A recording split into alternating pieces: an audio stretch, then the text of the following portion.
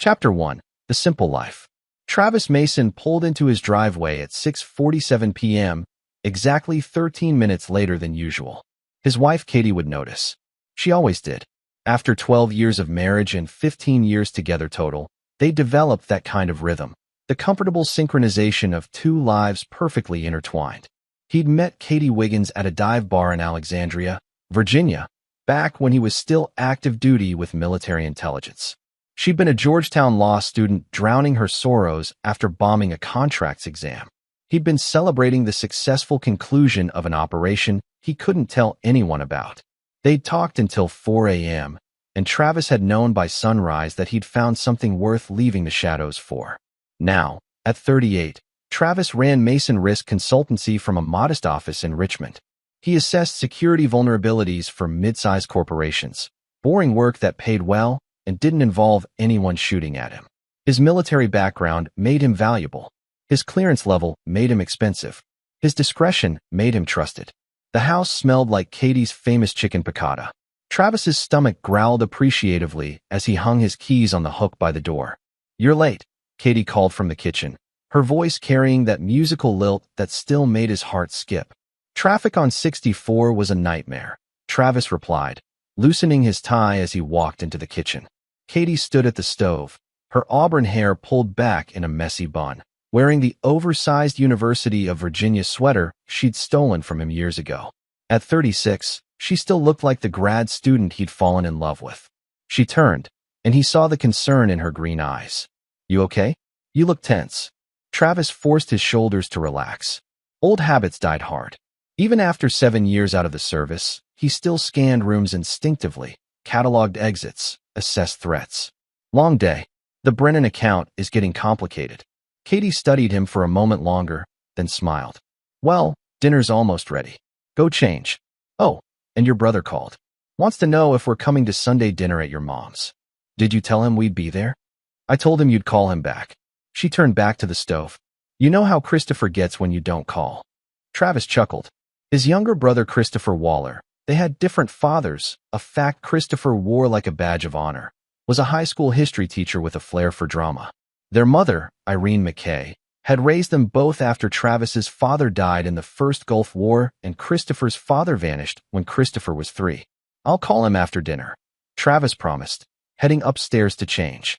30 minutes later, as they were finishing their meal, Katie reached across the table and took his hand. "Travis, I need to tell you something." His heart stuttered. That tone usually preceded something significant. "I'm pregnant." Time seemed to stop. Then Travis was on his feet, moving around the table, pulling Katie into his arms. They'd been trying for 3 years. 3 years of hope and disappointment, of doctor's appointments and careful optimism that kept getting crushed. "Are you sure?" he whispered into her hair. "Confirmed this morning. 8 weeks. I wanted to wait until we were past the first trimester, but I couldn't keep it from you." She pulled back to look at him, tears streaming down her face. "We're having a baby, Travis." He kissed her, tasting salt and joy. "I love you so damn much." They spent the evening making plans, calling family, laughing and crying in equal measure. Katie fell asleep on the couch around 10, exhausted but happy. Travis carried her to bed, tucked her in, and stood in the doorway for a long moment, watching her breathe. Everything in his life had led to this moment. The danger, the violence, the years in dark rooms making darker decisions. All of it was behind him now. He had Katie. Soon they'd have a child. He had peace. Travis grabbed his wallet from the nightstand, intending to move it to his jacket pocket for tomorrow, when he noticed it was thinner than usual. He checked. His corporate credit card was missing. He must have dropped it somewhere. He mentally retraced his steps. The office, the coffee shop, the pharmacy where he'd picked up Katie's prenatal vitamins. The parking lot. He'd pulled out his wallet to pay for parking. He must have dropped the card there. Travis checked his phone. 11:43 p.m. The lot would still be accessible. It was only 15 minutes away. He grabbed his keys, careful not to wake Katie, and headed out into the night. The October air was crisp, carrying the first hints of the coming winter. The city was quiet at this hour, just the occasional car passing under the streetlights. The parking garage was nearly empty when he arrived. Travis parked on the second level and walked to where he'd been earlier. He was scanning the ground when he noticed it, not his credit card, but a leather wallet lying near a concrete pillar. Travis picked it up and opened it. Driver's license, several credit cards, at least $500 in cash. The license identified the owner as Eduardo Hines, age 52, with an address in the wealthy West End. A flicker of recognition tugged at Travis's memory, but he couldn't place it. The name was familiar somehow. Movement caught his eye. A man in an expensive suit was walking toward a black Mercedes SUV about 30 feet away. Mid-50s, silver hair, the kind of posture that suggested either military service or serious self-discipline. "Excuse me," Travis called out, holding up the wallet. "Sir, did you drop this?" The man turned, and Travis saw relief wash across his distinguished features. "My God, yes. Thank you."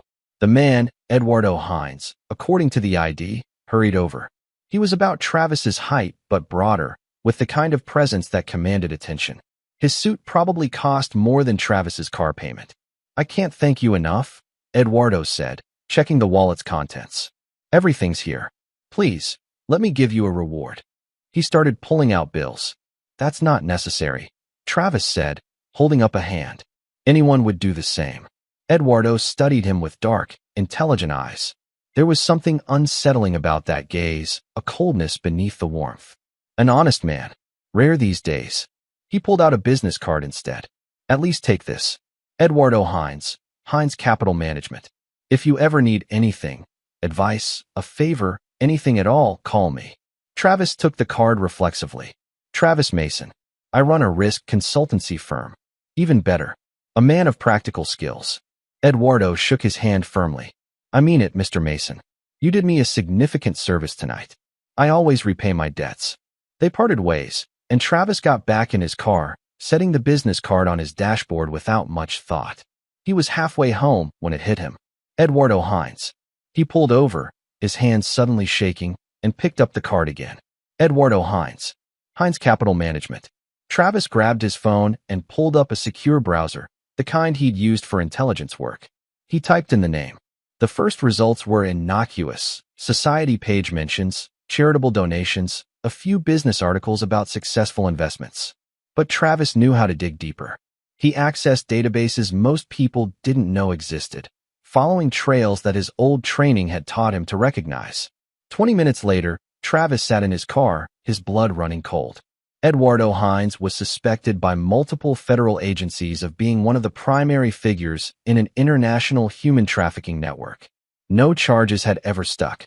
His lawyers were too good, his connections too deep. But the intelligence reports Travis accessed painted a picture of a monster hiding behind a veneer of respectability. Women and children trafficked across borders. Ruined lives, shattered families. And Eduardo Hines sat at the center of it all, untouchable. Travis stared at the card in his hand. He should destroy it. Forget this ever happened. He had Katie to think about now. A baby on the way. This wasn't his fight. But he'd looked into Eduardo's eyes. He'd shaken the man's hand. And now Eduardo had his name. Travis's phone buzzed. A text from an unknown number. "Thank you again for tonight. I've looked into you, Mr. Mason. Impressive background. We should talk soon. YH." Travis's training kicked in immediately. Eduardo had his name. That meant Eduardo could find everything else, his address, his family, his entire life. And Eduardo was the kind of man who tied up loose ends. Travis started his car and began driving, not toward home, but away from it. He couldn't lead Eduardo's people to Katie. He needed to think, to plan. He'd made it 3 blocks when he noticed the black SUV in his rearview mirror. They were already following him. Travis took the next right, then a quick left. The SUV stayed with him. His mind raced through scenarios, possibilities, threats. He was unarmed. He hadn't carried a weapon since leaving the service. He pulled into a 24-hour supermarket parking lot, parked in a well-lit area with security cameras, and got out. If they were going to make a move, they'd have to do it in public. The SUV parked several spots away. No one got out. Travis walked toward the store entrance, then stopped to tie his shoe, using the moment to scan his surroundings. 2 men in the SUV. Another vehicle, a sedan, parked at the far end of the lot. Probably 2 more in that one. 4 against 1. Bad odds, even for someone with his training. He was considering his options when he noticed it, a tiny red dot dancing on the concrete near his foot. Then it traveled up his leg, across his chest, and settled on his forehead. Sniper. Travis's blood turned to ice. He was dead if they wanted him dead. The question was why they hadn't fired yet. The message was clear: we could kill you anytime we want. Remember that. Travis didn't move, didn't breathe. The red dot lingered for 3 more seconds, an eternity, then vanished. The SUV's engine started. Both vehicles pulled out of the parking lot and disappeared into the night. Travis stood frozen for a full minute, processing what had just happened. Then he pulled out his phone and made 3 calls. First to Christopher. I need you to go to my house right now. Don't tell anyone why. Don't ask questions. Get Katie and take her to Mom's. Tell Katie I'll explain everything, but she needs to go now. Second to an old army buddy who ran a private security firm. Nathaniel, it's Travis. I need a clean phone, cash, and a weapon. Tonight. Third to a contact in the FBI he'd worked with years ago. Gilberto, I'm calling in that favor you owe me. I need everything you have on Eduardo Hines, and I need it off the books. Travis Mason had spent 7 years building a quiet, safe life. 7 years away from the violence and darkness of his past. That life had just ended. Chapter 2. The Rabbit Hole. The sun was rising over Richmond by the time Travis made it to the safe house. It wasn't really a safe house, just an apartment he'd rented under a shell company 4 years ago, maintained as a precaution his rational mind had always dismissed as paranoia. Now he was grateful for that paranoia. Nathaniel Spaulding had delivered exactly what Travis requested: a burner phone, $10,000 in cash, a Glock 19 with 2 spare magazines, and a set of fake IDs good enough to pass casual inspection. Nathaniel hadn't asked questions. Former Delta operators understood discretion. Travis sat at the bare kitchen table, the Glock within arm's reach, and reviewed the encrypted files Gilberto Sims had sent over. The FBI agent had been skeptical but cooperative. Travis had once saved Gilberto's life during a joint operation in Afghanistan. Some debts transcended bureaucracy. The picture that emerged was worse than Travis had imagined. Eduardo Hines wasn't just suspected of human trafficking. He was believed to be the architect of an entire network that moved women and children across 3 continents.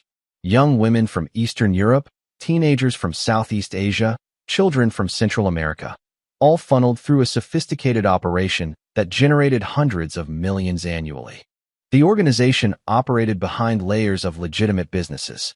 Hines Capital Management was just the facade. Beneath it lay a web of shell corporations, offshore accounts, and corrupted officials. Eduardo had been investigated 17 times over the past decade. Every investigation had collapsed. Witnesses disappeared, evidence vanished. Prosecutors found themselves reassigned or compromised. 5 people who'd gotten close to exposing Eduardo were dead. Car accidents, muggings gone wrong, a suicide that FBI agents privately believed was staged. Eduardo eliminated threats with surgical precision. And now Travis was a threat. He'd seen Eduardo's face, had Eduardo's card with a direct number. Worse, he'd demonstrated integrity, refusing a reward from a man who didn't believe in honest people. To Eduardo, that made Travis either a potential asset or a liability. And Eduardo didn't keep liabilities alive. Travis's burner phone buzzed. Christopher. She's safe, his brother said without preamble. Mom's freaking out, Katie's terrified, and you'd better have a damn good explanation. Is the security team there? Travis had arranged for Nathaniel to send 2 operators to his mother's house. Yeah, 2 very large, very serious men who won't tell anyone anything. Travis, what the hell is going on? Travis rubbed his eyes. He'd been awake for 26 hours. Remember that job I had before I started the consulting firm? The one you can't talk about. That job made me good at finding things people want hidden. Last night, I accidentally found something I shouldn't have. Now some very dangerous people think I'm a problem. Christopher was quiet for a moment. Are Katie and Mom in danger? Not if they don't know where I am. That's why I need you to keep them there, keep them calm, and don't tell them anything. The security team will rotate shifts. No one leaves the house without an escort. For how long? Until I fix this. Travis. Chris, I need you to trust me. Please. His brother sighed. Katie wants to talk to you. There was a rustling sound. Then Katie's voice, tight with fear and anger. Travis Mason, you tell me what's happening right now. Travis's heart clenched. He could picture her perfectly. Arms crossed, eyes blazing, That little line appearing between her eyebrows when she was scared but trying to be strong. Baby, I'm so sorry. I stumbled into something last night. Some people who do very bad things think I might cause them trouble. I'm working on fixing it, but I need you to stay at Mom's until I do. What kind of bad things? Travis closed his eyes. Katie deserved the truth. She always had. Human trafficking. I found a wallet belonging to someone involved in it. He found out who I am. Now I'm a loose end. The line went silent. Then, oh God, Travis. We should call the police. The police can't help with this. The man has federal judges on his payroll. But I can handle it. You know I can. You promised me, Katie whispered, and Travis heard her voice break. You promised the dangerous stuff was over. We're having a baby, Travis. I need you alive. I know. I promise you, Katie, I will fix this and I will come home to you. To both of you. He meant it with every fiber of his being.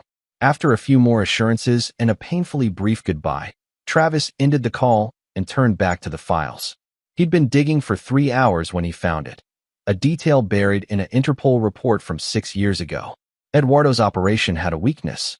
The network relied on a sophisticated logistics system coordinated through a single hub, a data center in Richmond, hidden inside a legitimate cloud storage company called Secure Vault Solutions. Every transaction, every shipment, every compromised official was documented there. Eduardo was paranoid about his associates betraying him, so he kept detailed records as insurance. It was brilliant in a twisted way. The data was his shield. If anyone moved against him, he could burn dozens of powerful people. But it was also his Achilles heel. If someone accessed that data and fed it to the right authorities simultaneously in multiple countries, Eduardo's protective web would collapse before he could react. Travis leaned back, his mind already working through the possibilities. The data center would be heavily secured, but security was just puzzles and patterns. Everything could be beaten with the right approach and the right tools. His phone buzzed again. Unknown number. Travis stared at it for a moment, then answered. Mr. Mason. Eduardo's smooth voice was unmistakable. I apologize for the dramatic display last night. My security team can be overzealous. The sniper, that was a nice touch, Travis said flatly. Eduardo chuckled. A demonstration, nothing more.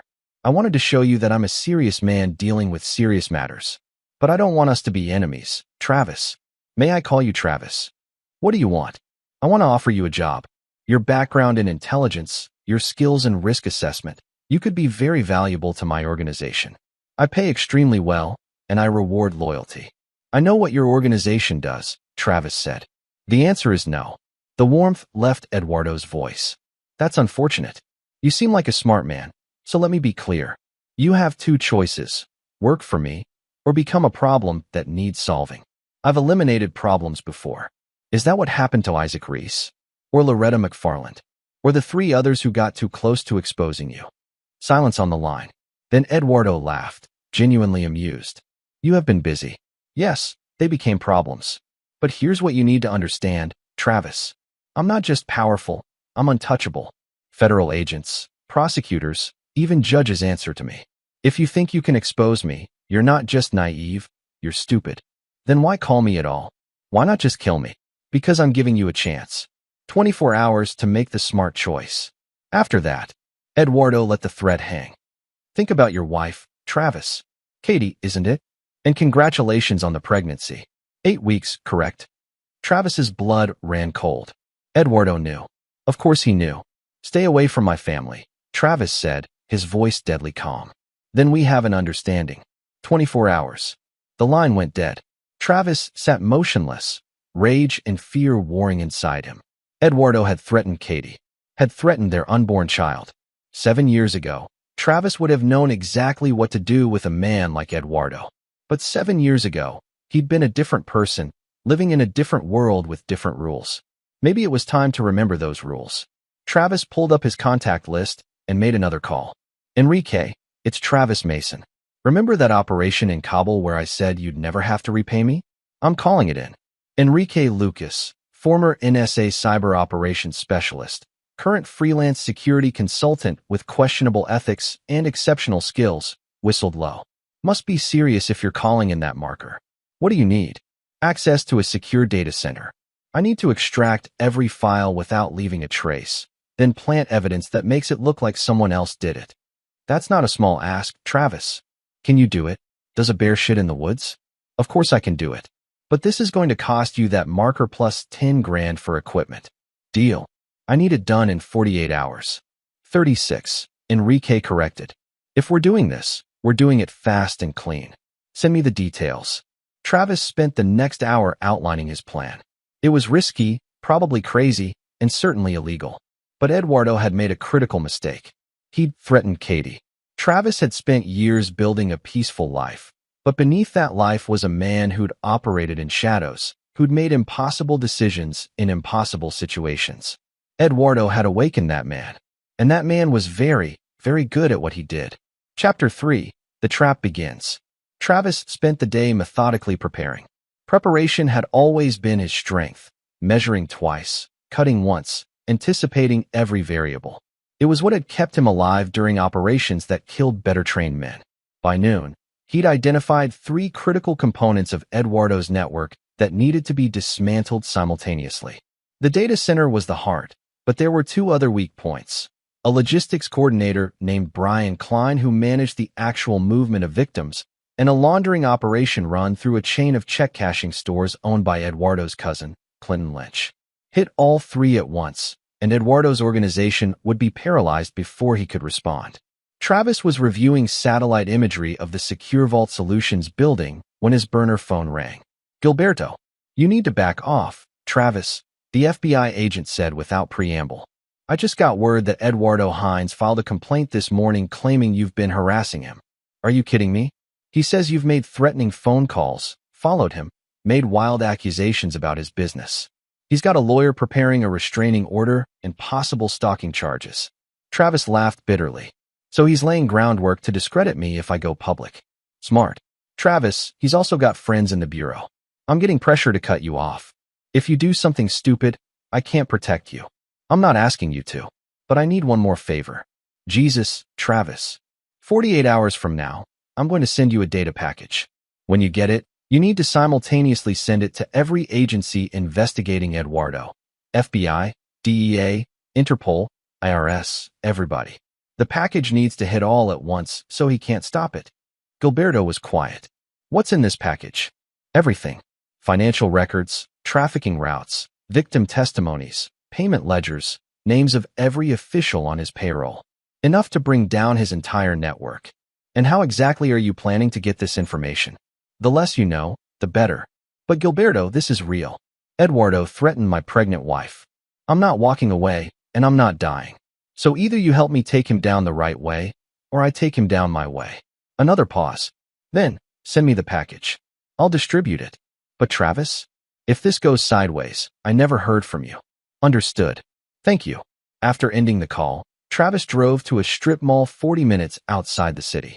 Enrique Lucas was waiting in the parking lot, leaning against a nondescript van, looking exactly like Travis remembered, mid-30s, perpetually amused expression, sleeve tattoos peeking out from under his jacket.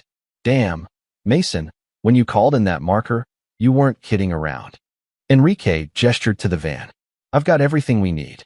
Portable hacking rig, signal jammers, thermal masking equipment. But I gotta ask, are you sure about this? The security on that data center is serious. Military-grade encryption, biometric access, armed guards. I've breached worse, Travis said. When you were active duty with Uncle Sam backing you up.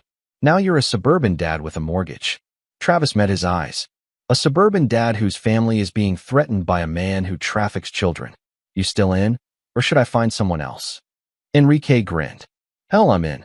I always wanted to take down a genuine bad guy.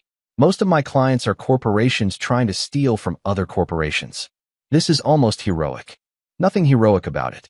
This is survival. They spent 3 hours going over the plan.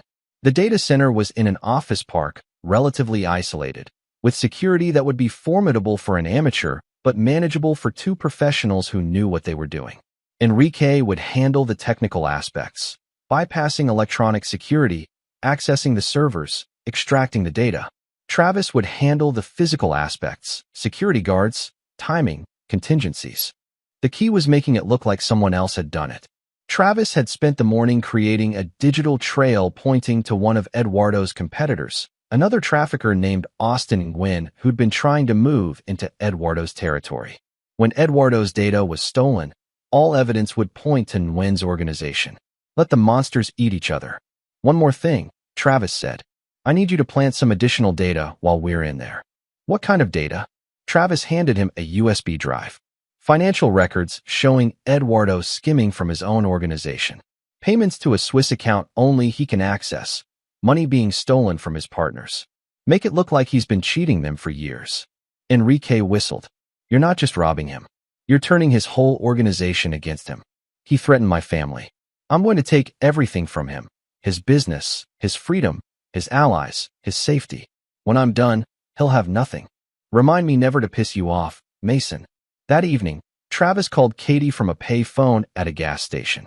The security team had set up a secure rotation, and Nathaniel reported no suspicious activity around his mother's house. Eduardo was keeping his distance, probably assuming Travis would fold under pressure. Big mistake. I'm scared, Katie admitted. Christopher won't tell me anything. Your mom is beside herself, and I'm sitting here pregnant and terrified, wondering if I'm going to become a widow. You're not, Travis said firmly. Katie, I need you to listen to me. In 48 hours, this will be over. I'm going to fix this. How? Travis, this man sounds unstable. Maybe we should just, I don't know, disappear? Change our names, move somewhere. He'd find us. Men like Eduardo always do. The only way to be safe is to take away his power. And you can do that. Travis thought about the plan, about all the pieces moving into position. Yes, I can. After they hung up, Travis drove back to the safe house. He had 36 hours until the operation. He spent the time the way he'd spent countless hours before missions, cleaning his weapon, reviewing plans, running through contingencies, and forcing his mind into that cold, focused state where fear became fuel. At 2 a.m. on the second night, Enrique picked him up in the van. They drove to the office park in silence, parking 3 blocks away. Travis checked his gear, tactical gloves, black clothing, communications equipment, the Glock secured in a concealed holster. You know what's weird? Enrique said as they prepared to move. I looked into Eduardo Hines after you called. You know why he got into trafficking? Does it matter? His sister disappeared when he was a kid. Taken by traffickers, never found.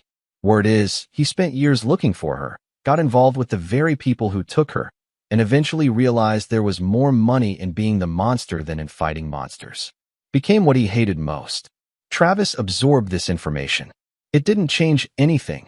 Eduardo's backstory didn't excuse his crimes, but it added a layer of complexity. Eduardo wasn't just evil. He was broken, but broken people could still destroy lives. Let's go, Travis said. They moved through the darkness toward secure vault solutions, toward the data that would bring Eduardo Hines's empire crashing down. The trap was set. Now it was time to spring it. Chapter 4, The Breach.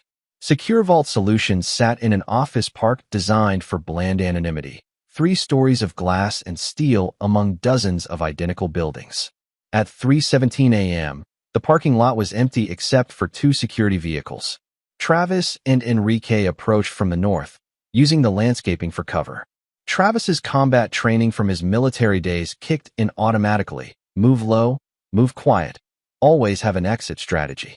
2 guards visible on the first floor, Enrique whispered, checking his tablet. Thermal shows 1 more on the second floor, probably doing rounds. The server room is basement level. Security system? Motion sensors on all entry points. Cameras with facial recognition at the main entrance. Badge readers every 20 feet. And this is the fun part. Pressure sensors in the floor tiles leading to the server room. Standard security firm won't even know those exist. Travis smiled grimly. But we're not standard security. They'd chosen this building specifically because Eduardo, in his paranoia, had oversecured it. Too many systems meant too many potential failure points. Enrique had spent the past day mapping every sensor, every camera, every electronic lock. Now it was time to exploit those weaknesses. Enrique pulled out a device that looked like a modified smartphone. Okay, I'm looping the camera feeds now. We've got a 90-second window before their system recognizes the loop. Move. Travis sprinted to the service entrance. He pulled out a key card, not stolen, but cloned from an employee's card using RFID skimming equipment Enrique had deployed at a nearby coffee shop yesterday. The lock clicked open. Inside, the building was silent except for the hum of electronics. Travis moved through the corridors with practiced efficiency, avoiding sight lines, hugging walls. He could hear one of the security guards on his radio, complaining about the late shift. The stairwell to the basement was locked with a biometric scanner. Travis pulled out a silicon copy of a thumbprint, lifted from a coffee mug in the building's cafe yesterday, and pressed it to the sensor. The lock disengaged. "I'm in the stairwell," Travis whispered into his comm. "Copy that," Enrique replied through his earpiece. "I'm accessing the security office now. Stand by." Travis descended into the basement. The server room was behind a reinforced steel door with another biometric lock and a numeric keypad. This was the tricky part. "Okay, I've got control of their security system," Enrique said. "Disabling the pressure sensors. Now, you're clear to the door. I'll need 3 minutes to crack the encryption on the biometric lock. Make it 2. That guard on the second floor is going to start his next round in 5 minutes." Travis heard Enrique's fingers flying across a keyboard. "You always were optimistic about timelines. Remember Kandahar? We got out of Kandahar. Barely. But there was a smile in Enrique's voice. "Okay, I'm in. Biometric disabled. Bypassing the keypad. Got it." Doors open. The lock clicked. Travis pulled the door open and stepped into a room filled with server racks, their LED lights blinking like a constellation. The temperature was Arctic, the cooling system working overtime. "Beautiful." Enrique breathed through the comm. "Okay, I need physical access. Find Terminal 7, blue rack on the east wall." Travis located it and pulled out a modified USB drive, Enrique's custom hardware that could interface directly with the server's security protocols. He plugged it in. "Connected," Enrique said, starting the data extraction. "This is going to take 10 minutes. We don't have 10 minutes. Then I guess we better not get caught. I'm also uploading your bonus package, the financial records showing Eduardo skimming from his partners. This is elegant, Travis. When his people find out he's been stealing from them." Travis was scanning the room, cataloging exits and potential choke points, when his earpiece crackled. "Travis, we have a problem," Enrique said, tension creeping into his voice. "I'm seeing unusual activity on the network. Someone's accessing the system remotely." "Eduardo." "Checking no? This is coming from an FBI server." Travis's blood went cold. Gilberto said he had friends in the bureau. Eduardo must have someone monitoring this place. If they realize someone's physically in the server room, they'll send everything. Police, Eduardo's people, everyone. Travis made a decision. How long until the download completes? 7 minutes. And how long until they pinpoint our location? Maybe 10. Maybe 5. It depends on how good their tech is. Upload faster. I'm already at maximum wait. Enrique paused. Someone's trying to trace our connection. Travis, we need to abort. No, we need this data. Travis moved to the door, weapon drawn. How far away is their trace? They're routing through. Damn, they're good. They've isolated the building. Now they're checking each floor. We've got maybe 2 minutes before they know exactly where you are. Travis's mind raced through scenarios. If Eduardo's FBI contact called in local police, Travis would be arrested before Gilberto could distribute the data.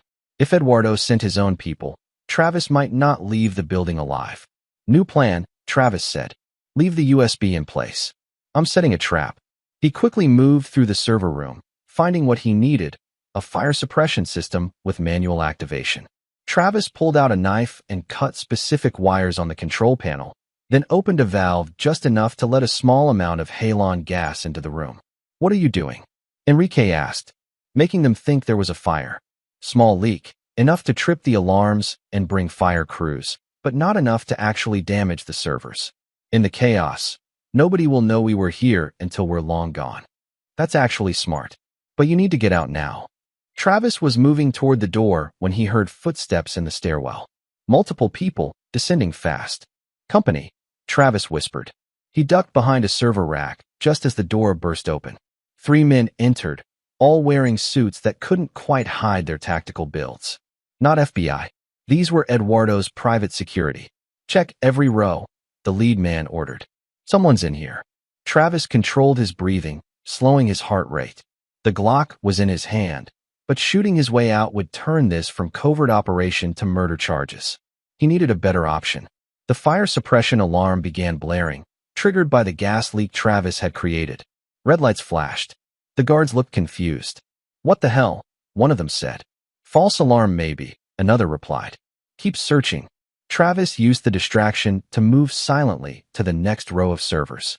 He was 3 rows from the door when he heard Enrique in his ear. "Download complete." "Get out of there." The lead guard's radio crackled. "All personnel evacuate. Fire department is 3 minutes out." Travis saw his opening. As the guards moved toward the door, he slipped behind them in the chaos of flashing lights and alarms. He made it to the stairwell and climbed fast. Behind him, he heard shouting. They'd found the USB drive. Travis emerged on the first floor to find it filling with confused employees who'd been called in after the alarm. He joined the crowd flowing toward the exits, just another face in the chaos. Outside, fire trucks were arriving. Travis walked calmly toward the tree line, then broke into a run once he was out of sight. Enrique was waiting with the van 2 blocks over. "That was closer than I would have liked," Enrique said as Travis jumped in. "Did we get everything?" "Everything. Financial records, trafficking routes, victim testimonies, names of every paid official. Plus your planted evidence showing Eduardo stealing from his partners and the false trail pointing to Austin and Gwen. When this hits, Eduardo's organization is done." Travis allowed himself a moment of satisfaction. Then his phone buzzed. "Unknown number." He answered. "Very clever, Mr. Mason." Eduardo's voice was cold. "Breaking into my data center, staging a fire. You're better than I thought. You can't prove I was there." "Oh, I know you were there. My people found your little USB drive. And they found something else, a witness. One of the employees arrived early for overtime. She got a good look at you." Travis's stomach dropped. "I don't believe you." "Her name is Florence Warren. 28, works in accounting, drives a blue Honda Civic.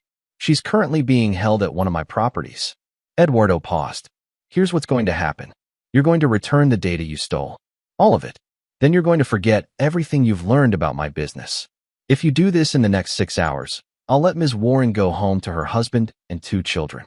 If not," he let the thread hang. Travis closed his eyes. An innocent woman, a mother, held because he'd been spotted. "How do I know she's really there?" A rustling sound, then a woman's terrified voice. "Please, my name is Florence Warren. I have 2 kids. Please let me go." Then Eduardo again, convinced. "You have 6 hours, Mr. Mason. And Travis, I know where your mother lives, where your wife is staying. Don't make me remind you what happens to problems." The line went dead. Enrique had heard the whole thing. "Jesus, what do you do now?" Travis stared out the window, his mind racing. Eduardo had outmaneuvered him, used his own conscience as a weapon. Return the data, and Eduardo wins. Keep it, and an innocent woman dies. But Travis hadn't survived years in intelligence by thinking in binary terms. There was always a third option. "We're going to get her," Travis said. "And we're going to finish Eduardo at the same time." "How?" Travis smiled, but there was no humor in it. "By giving Eduardo exactly what he wants." Chapter 5, The Exchange. Travis had 3 advantages Eduardo didn't know about. First, Eduardo believed Travis worked alone. Second, Eduardo thought Travis was constrained by conscience and law. Third, Eduardo had made the mistake of specifying a location for the exchange, a mistake that gave Travis 6 hours to prepare.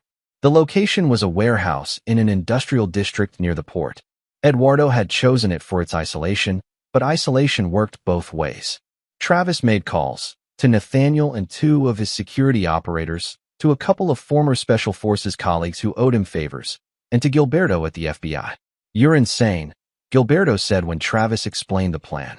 "You want me to stage a raid based on an anonymous tip while you're conducting an armed rescue? That's about 17 kinds of illegal." "Florence Warren has 2 kids," Travis said quietly. "Eduardo's holding her hostage because I made a mistake. I'm not letting her die for my mistake. And if everything goes sideways, then at least I tried. Are you in or not?" A long silence. "Then, send me the location.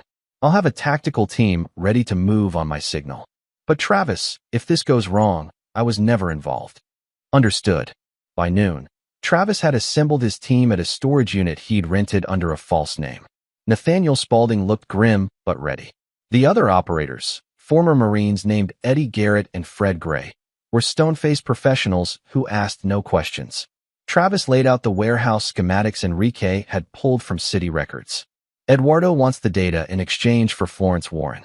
He'll have heavy security, probably 15 to 20 people. He'll expect me to come alone and unarmed. Instead, we're going in as a team, armed, and we're not leaving without her. Rules of engagement? Eddie asked. We're not killers. Disable, disarm, but don't shoot unless there's no choice. The FBI is going to raid the place 90 seconds after we extract Florence. Eduardo's people will be caught. He'll lose this facility, and Florence goes home to her family. And the data? Nathaniel asked. Travis held up a USB drive. I'm giving Eduardo exactly what he wants. Every file from the data center, completely intact. He smiled. He just won't know that Gilberto already has copies, and that in about 8 hours, every law enforcement agency investigating Eduardo will receive complete packages simultaneously. Fred grinned. You sneaky bastard.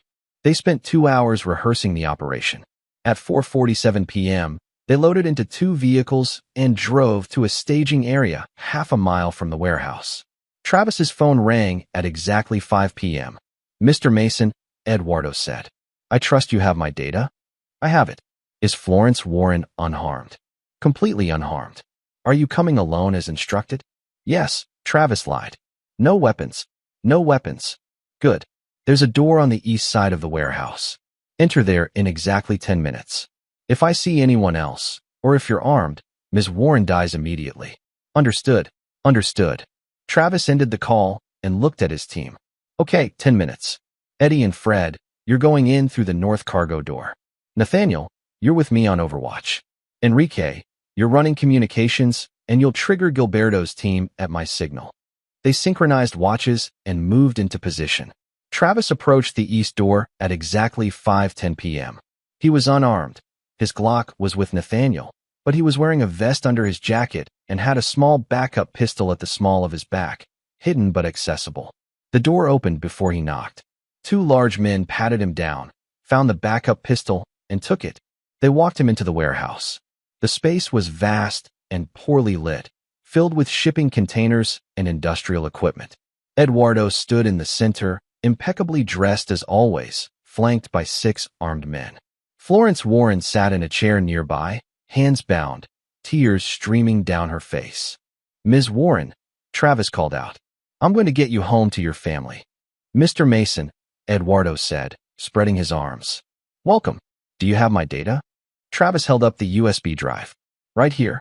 Everything from your servers. Release Florence, and it's yours. Eduardo laughed. You must think I'm stupid. Give me the drive first. I'll verify it's authentic, and then we'll discuss Ms. Warren's release. That wasn't the deal. The deal is whatever I say it is. Eduardo's expression hardened. You broke into my facility, stole my property, and caused significant disruption. You're very lucky. I'm willing to trade it all. Now give me the drive. Travis saw Florence watching him, hopeful and terrified. He saw Eduardo's guards with their weapons raised. He saw the trap he'd walked into. And he saw Nathaniel in the rafters above, rifle aimed, waiting for Travis's signal. Okay, Travis said, walking forward slowly. Here's your data. He tossed the USB drive to Eduardo, who caught it and immediately handed it to one of his men. Verify it, Eduardo ordered. While the man pulled out a laptop, Travis moved closer to Florence. It's going to be okay, he told her softly. I just want to go home, she whispered. You will. I promise. Eduardo's man looked up from the laptop. It's all here. Every file. Excellent. Eduardo pulled out a gun and pointed it at Travis. Now, we're going to have a conversation about what happens to people who steal from me. You said you'd release her, Travis said, keeping his voice calm. I lied. See, Travis, you've been a thorn in my side since the moment you picked up my wallet. I can't let that go unpunished. So here's what's going to happen. You're going to watch me kill Florence Warren. Then I'm going to kill you. Then I'm going to send my people to your mother's house, and they're going to kill your wife and your unborn child. I want you to understand the cost of crossing me. Florence began sobbing. Travis felt rage building in his chest, but he kept his voice steady. You really are a monster. I'm a businessman, Eduardo corrected. This is just business. Travis looked directly at Eduardo and said clearly, now. 3 things happened simultaneously. Nathaniel fired from the rafters, hitting one of Eduardo's guards. Eddie and Fred burst through the north entrance, weapons raised, and the warehouse's main doors exploded inward as FBI tactical teams swarmed in, sirens wailing. FBI. Everyone on the ground. Chaos erupted. Eduardo's men scattered, some surrendering, some trying to fight. Travis dove for Florence, cutting her bonds with a knife Fred tossed him. Bullets flew. One of Eduardo's guards went down. Then another. Eduardo stood frozen for a moment, realizing he'd been outplayed. Then he ran for a side exit. Nathaniel! Travis shouted. Nathaniel's rifle cracked once. Eduardo stumbled, hit in the leg, and went down screaming. Within 2 minutes, it was over. Eduardo's men were either on the ground with hands cuffed or unconscious. Florence Warren was crying in relief as a paramedic checked her over, and Eduardo Hines lay on the warehouse floor, surrounded by FBI agents, his empire crumbling around him. Gilberto approached Travis. That was the craziest thing I've ever seen. You could have been killed. But I wasn't, Travis replied. And Florence is safe. And Eduardo is in custody. Yeah, about that. We found enough weapons and illegal material in this warehouse to charge him with a dozen felonies even before your data package hits. He's done. Travis looked at Eduardo, who was being loaded onto a stretcher while an agent read him his rights. Their eyes met for a moment. Eduardo's expression was pure hatred. You destroyed me, Eduardo said. You destroyed yourself, Travis replied. I just helped. As Travis left the warehouse, he called Katie. It's over, he said when she answered. You can come home. We're safe. He heard her cry with relief. I love you so much. I love you too. Both of you. That night, Travis sat in the safe house, exhausted but satisfied, watching the news. Eduardo Hines' arrest was the lead story. By morning, the data package would go out, and the full scope of his crimes would be revealed. But Travis knew it wasn't over. Not yet. Because Eduardo Hines had powerful friends, expensive lawyers, and a reputation for avoiding consequences. The arrest was just the beginning. The real ending would come later. Chapter 6. Falling Empire. The data package went out at 8 a.m. the next morning, simultaneously hitting the FBI, DEA, Interpol, IRS, and a dozen other agencies across 3 continents. Travis had timed it deliberately.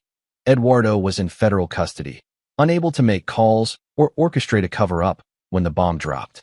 By noon, the media had it. Every news channel led with the same story. Eduardo Hines, respected businessman and philanthropist, exposed as the architect of an international human trafficking network. The evidence was overwhelming. Financial records, encrypted communications, testimony from dozens of victims, payment ledgers showing bribes to officials in 8 countries. But Travis had added something extra. The planted evidence showing Eduardo had been embezzling from his own organization, stealing millions from his partners and associates. That detail lit a fire Travis knew would burn hotter than any federal investigation. He watched the news from his apartment, Katie beside him, her hand in his. She'd come home that morning, against Travis's initial protests, but the FBI had confirmed Eduardo was locked down at a federal facility with no chance of bail. Is it really over? Katie asked. Almost, Travis said. His burner phone buzzed. A text from an unknown number. You won. Congratulations. But this isn't finished. Yh. Travis showed it to Katie. He's still trying to threaten us from jail? Eduardo doesn't make idle threats, Travis said thoughtfully. He's planning something. The next development came that afternoon. Gilberto called, sounding worried. Eduardo's lawyers are already working angles, he said. They're claiming the data was illegally obtained, arguing for evidence suppression. They might succeed on some of it. What about the warehouse? That's solid. Weapons charges, kidnapping charges, assault. But his trafficking network? That's going to be harder to prosecute if the data gets thrown out. Travis had anticipated this. What about the embezzlement evidence? What embezzlement? Check the files again. Specifically, the financial records showing Eduardo skimming from his partners. Multiple transfers to a personal Swiss account over 6 years. Millions of dollars stolen from his own people. There was silence, then typing. Holy shit. Travis, where did this come from? Does it matter? The point is, Eduardo's partners are going to see those records. And they're going to be very, very angry. You planted this, Gilberto said slowly. You want his own people to turn on him. I want justice. If the legal system can't deliver it, maybe his partners will. Jesus Christ, Travis. You're trying to get him killed. I'm trying to make sure he never hurts anyone again. There's a difference. That evening, Travis received confirmation that his plan was working. Brian Klein, Eduardo's logistics coordinator, was found dead in his apartment. Apparent suicide, though Travis doubted it was actually self-inflicted. Clinton Lynch, Eduardo's cousin who ran the money laundering operation, had disappeared. Nobody believed he disappeared by choice. Eduardo's empire was eating itself. On day 3, Eduardo's lawyer held a press conference claiming his client was innocent, framed by a conspiracy involving federal agents and business rivals. The lawyer specifically named Austin Nguyen, the competitor Travis had framed for the data theft. Nguyen responded by releasing his own statement denying involvement and suggesting Eduardo was desperately trying to deflect blame. Within hours, someone leaked additional evidence to the press suggesting Nguyen had been planning to move against Eduardo for months. Travis watched it unfold with grim satisfaction. The false trail he'd created was working perfectly, setting two criminal organizations against each other while Eduardo sat powerless in his cell. But Eduardo wasn't powerless. Not completely. On day 4, Travis was leaving his office when two men approached him. They looked professional, suits, briefcases, the kind of bland corporate appearance that made them invisible. Mr. Mason? We represent certain individuals who have business interests that were affected by Mr. Hines's activities. They'd like to speak with you. Travis's hand moved toward the weapon he now carried everywhere. And if I decline? Our employers are grateful for what you did. They view you as someone who solved a problem they couldn't solve legally. They just want to thank you properly. Travis studied them. These weren't Eduardo's people. These were the partners, the associates, the powerful men who'd worked with Eduardo and now discovered he'd been stealing from them. I'm not interested in thanks, Travis said. They anticipated you'd say that. One of the men handed him a card. Just know that if you ever need anything, protection, resources, problems solved, they're available. Consider it a debt they owe you. The men left before Travis could respond. He looked at the card. No name, just a phone number. Katie was horrified when he told her that night. Travis, these are criminals. You can't get involved with them. I'm not. But they think I did them a favor by exposing Eduardo's embezzlement. That's useful insurance. Insurance against what? Travis pulled up a news article on his phone. Against this. The headline read, Judge grants Eduardo Hines bail pending trial. Katie's face went pale. No. How is that possible? His lawyers found a judge in his pocket we didn't know about. Eduardo's out in 48 hours, restricted to his home with an ankle monitor, but out. He'll come after us. Probably, Travis admitted. But I have a plan for that too. The next day, Travis made 3 calls. First to Gilberto. When Eduardo gets out, I need to know his exact location at all times. Second to Nathaniel. I need surveillance on Eduardo's house. Full coverage, 24/7. Third to that phone number on the card. The man who stole from your employers is getting out on bail. I thought you should know. The voice on the other end was cold and professional. We appreciate the information, Mr. Mason. This problem will be handled. I'm not asking you to kill him, Travis said quickly. Of course not. But Mr. Hines has made many enemies. It would be unfortunate if one of them decided to act. The call ended. Travis sat in his car, wrestling with his conscience. He'd just set Eduardo up to be killed by his own former partners. It was vigilante justice, illegal, probably immoral. But Eduardo had threatened Katie, had threatened their unborn child, had held an innocent woman hostage, had destroyed countless lives through his trafficking network. Some men, Travis thought, didn't deserve the mercy of the legal system.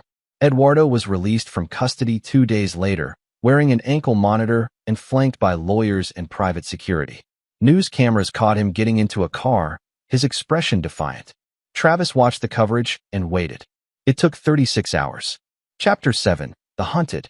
Eduardo Hines lasted exactly 36 hours in his mansion before someone tried to kill him. Travis heard about it from Nathaniel, whose surveillance team had captured everything. 2 men, professionals, had breached Eduardo's security at 3 a.m. They'd made it to Eduardo's bedroom before his private security responded. One assassin was killed, the other captured. Eduardo survived, but the message was clear. His former partners wanted him dead, and house arrest wouldn't protect him. The failed hit changed everything. Eduardo's lawyers immediately filed for protective custody, arguing he couldn't be safe under house arrest. But before the judge could rule, something unexpected happened. Eduardo disappeared. The ankle monitor was found cut off in his bathroom. His security team was unconscious, drugged somehow. And Eduardo Hines was gone. Travis's phone rang at 6 a.m. Gilberto, furious. Tell me you didn't help him escape. What? No. I wanted him in prison. Then who helped him? Because Eduardo didn't cut that monitor himself. Someone with resources and skills facilitated this. Travis's mind raced. His partners wanted him dead. Maybe Eduardo had a backup plan, people loyal to him, resources hidden away. Or maybe he had help from someone else, Gilberto said. Travis, there's a manhunt now. Every agency is looking for him. But if Eduardo gets away, if he disappears into some country without extradition, this whole thing was for nothing. After hanging up, Travis sat in his kitchen, thinking. Eduardo had escaped, which meant he was desperate and dangerous. A cornered animal was always the most deadly. His phone buzzed. Text from unknown number. You took everything from me. Now I'm taking everything from you. Yach. Katie saw Travis's expression. What's wrong? Eduardo escaped. And he just threatened us. Katie's hand went to her stomach, protective. We need to leave. Right now. He'll find us wherever we go. Eduardo has resources, connections, money hidden overseas. Running won't work. Then what do we do? Travis looked at his wife, at her fierce determination mixed with fear. We end this. Permanently. He made a call to Enrique. I need you to find Eduardo. Use every tool, every contact, every illegal database you can access. Find him. Travis, every federal agency with satellites, is looking for him. But they're following rules. We're not. Find him. It took Enrique 18 hours. Got him. He's at a private airfield outside Atlanta. Looks like he's planning to board a plane to Venezuela. No extradition treaty with the U.S. When's the flight? 6 hours from now.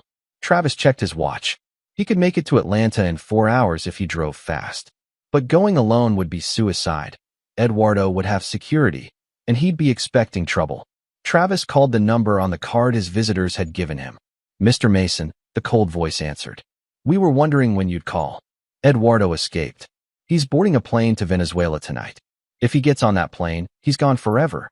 And you want our help stopping him. I want him brought to justice. Real justice, not a bullet in the dark.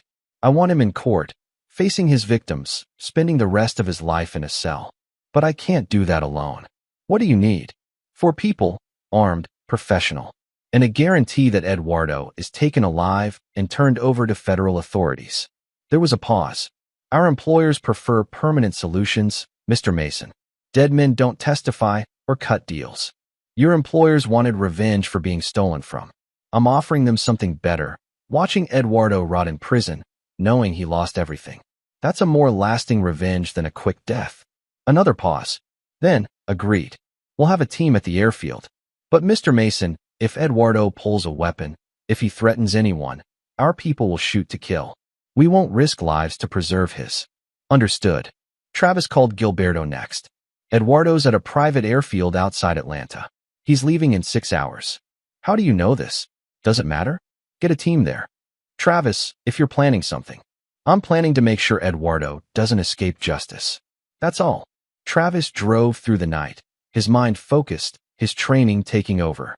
Beside him was his Glock and a tactical vest Nathaniel had provided. In his phone were the airfield coordinates and a message from Enrique. I'll be there. You'll need tech support. He arrived at 4 a.m.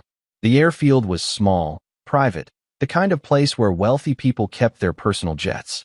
Eduardo's plane was on the tarmac, a Gulfstream G650, probably borrowed from one of his few remaining allies. Travis parked a quarter-mile away and hiked through the tree line. He found Enrique in a surveillance van along with 4 men wearing tactical gear, the team the card had promised. Mr. Mason, the team leader said. His accent suggested Eastern European origin. My name is irrelevant. What matters is the target. Eduardo Hines is inside the hangar with 6 security personnel. He's armed. He's dangerous. And he knows people are coming for him. FBI is on their way, Travis said. ETA 90 minutes. We need to keep Eduardo here until they arrive. Why not just kill him? One of the other operatives asked. Because I want him to face every person he hurt. I want him to hear their testimonies in court. I want him to spend decades in prison knowing he lost. That's justice. The team leader nodded.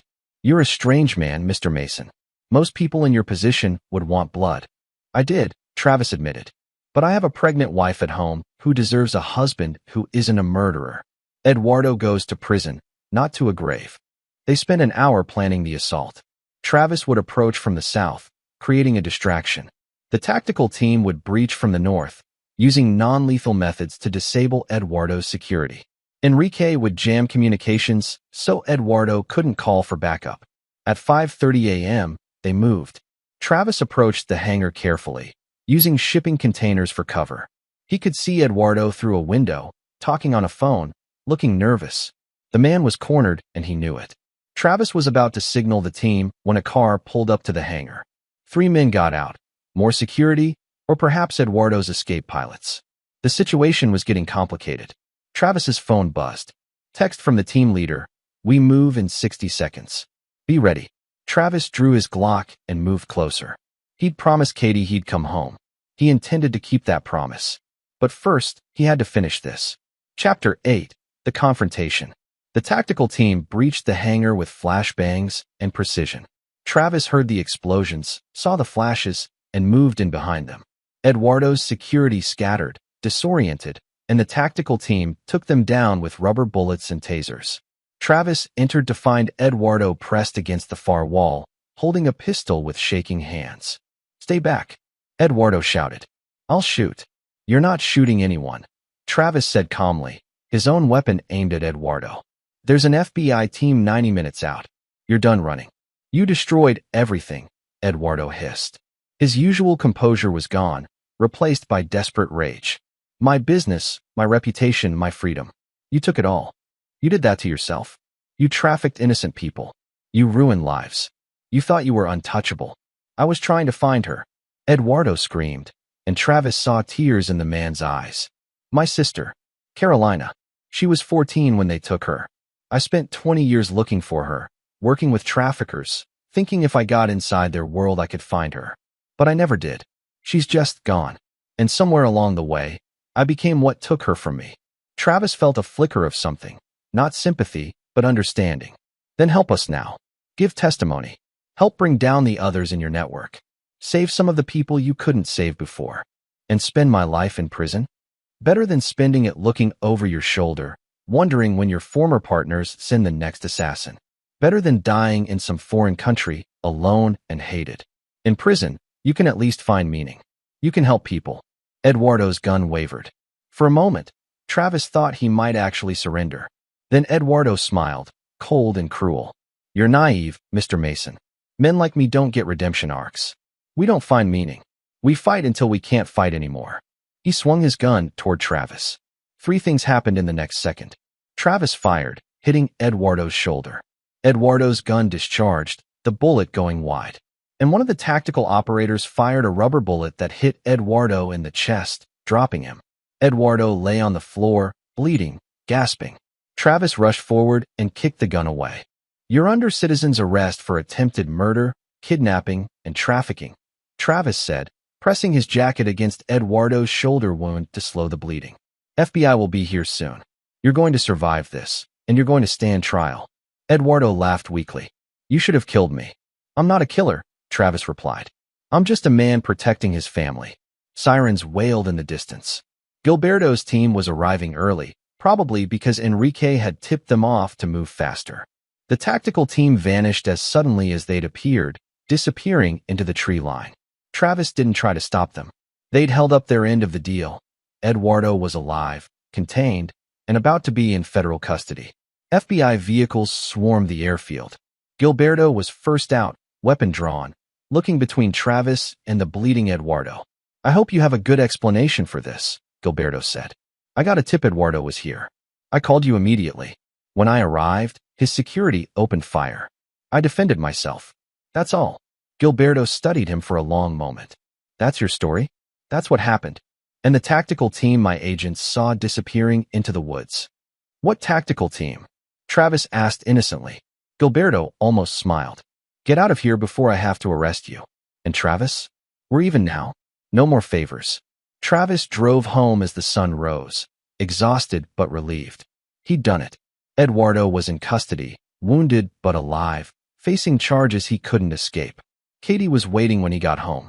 She took one look at him, disheveled, exhausted, with gunpowder residue on his hands, and burst into tears. "It's over," Travis said, holding her. "Eduardo's in federal custody. The FBI has all the evidence. His organization is destroyed, his partners have turned on him, and he's going to prison for the rest of his life." "Promise me," Katie said. "Promise me we're done with this. No more danger, no more violence. I promise. We're going back to our boring, safe life.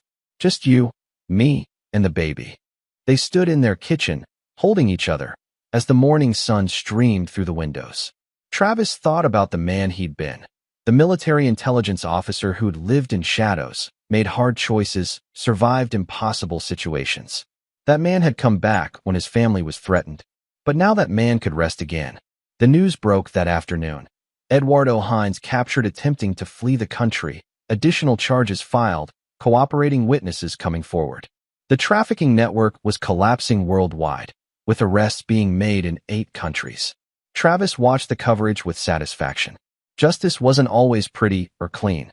Sometimes it required operating in gray areas, bending rules, making choices most people wouldn't make. But Eduardo would face his victims. He would stand trial. He would spend the rest of his life paying for what he'd done. That was justice enough. Chapter 9, The New Beginning. 3 months later, Travis sat in a federal courtroom watching Eduardo Hines being led and wearing an orange jumpsuit and shackles. The trial had been fast-tracked given the overwhelming evidence and Eduardo's confession. A confession Travis knew was motivated by self-preservation rather than remorse. Florence Warren testified about her kidnapping. Former victims of Eduardo's trafficking network testified about their ordeals. Federal agents testified about the evidence. The prosecution's case was airtight.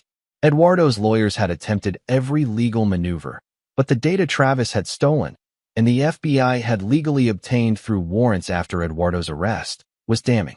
The judge had ruled it admissible, and Eduardo's fate was sealed. Katie sat beside Travis, 8 months pregnant now, her hand in his. They'd been here every day of the trial, needing to see it through to the end. When the verdict came, guilty on all counts, Travis felt something release in his chest. A weight he'd been carrying since the night he'd picked up that wallet in the parking lot. Eduardo was sentenced to 45 years without possibility of parole.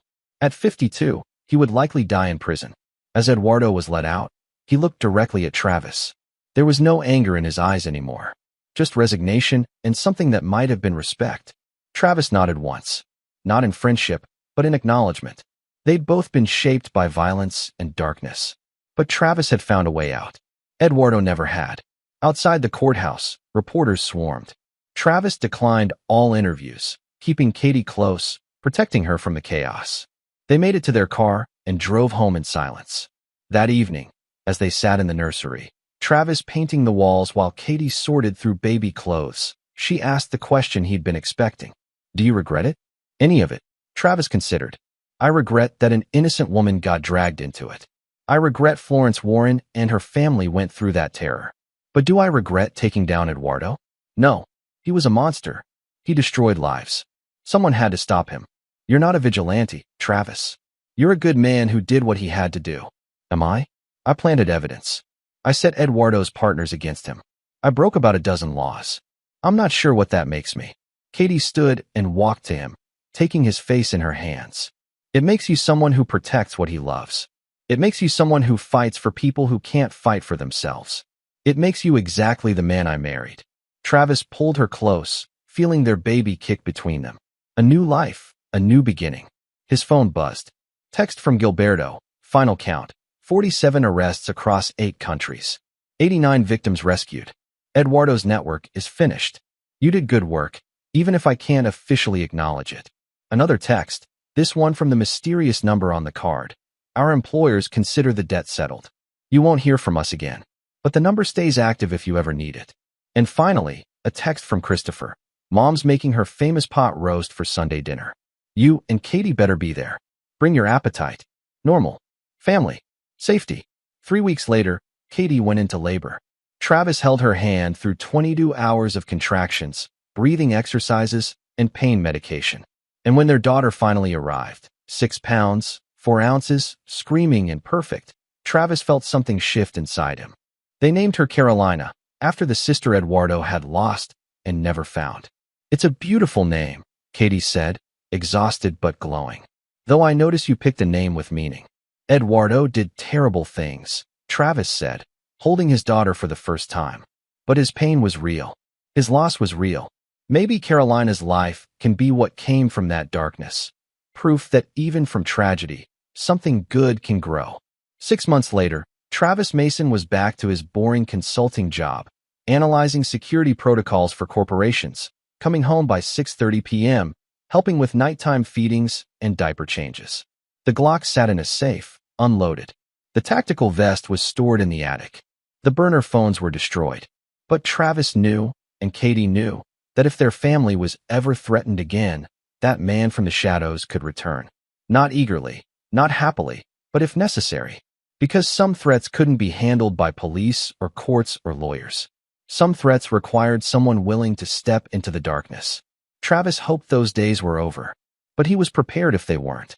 On a Saturday morning, Travis sat on his porch watching Carolina sleep in her bassinet while Katie made breakfast. The newspaper lay beside him with a small article on page 8. Eduardo Hines attacked in federal prison. Condition serious. Travis read the article with no satisfaction, no joy. Eduardo's former partners had reached him even in a supermax facility. The man would likely die from his injuries. Travis felt nothing. Not pleasure, not guilt. Eduardo had made his choices and faced the consequences. That was all. Katie came out with coffee and saw what he was reading. "Is it wrong that I'm not sad?" "No," Travis said. "He made his bed. We made ours. We get to live with the choices we made. So does he." They sat together in the morning sun, watching their daughter sleep, listening to the sounds of their peaceful neighborhood. Travis had fought in dark places, made hard choices, lived with violence and death. But he'd also built something beautiful, a family, a home, a life worth protecting. And if he ever had to fight again to protect it, he would. Without hesitation, without regret. But for now, there was only peace. Carolina stirred, yawning, and Travis picked her up gently. She looked at him with dark eyes, Katie's eyes, full of trust and love. "You're going to grow up safe," Travis whispered to his daughter. "You're going to know kindness and laughter and joy. You won't live in the shadows.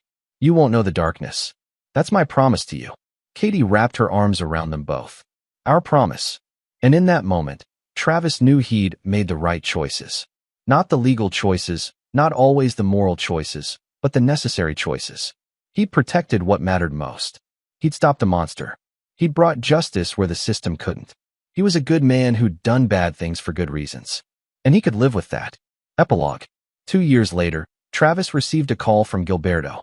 "Just wanted you to know, Eduardo died in prison this morning. Heart attack." Travis stood in his backyard, watching Carolina chase butterflies, Katie pregnant again with their second child, their life perfect and peaceful. "Thank you for telling me," Travis said.